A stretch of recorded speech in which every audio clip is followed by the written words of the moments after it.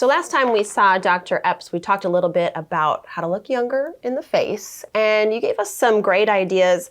Dr. Epps, I want to spend a little more time talking about facelift.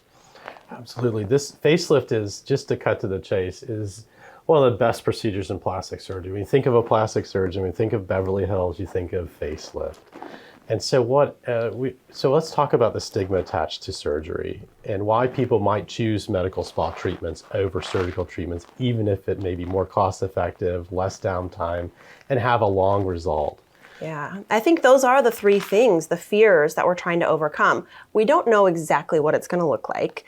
We think of it as really expensive, and we're nervous about how long the recovery might be. So help us debunk some of this. Well, so first, I highly recommend, if you're going to have a facelift or facelift consult, that you seek a surgeon who has extensive experience in facelift and has the training that is specialized in facial surgery. There are multiple types of facelifts. There's small scar, there's the New York, there's the Max, there's extensive deep plane facelifts, but it should be tailored to the person.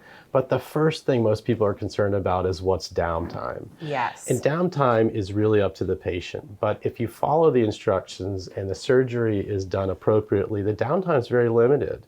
You may have more downtime from the bruising from your filler than you might have from a facelift. Often within 2 to 3 weeks, your bruising and swelling is resolved.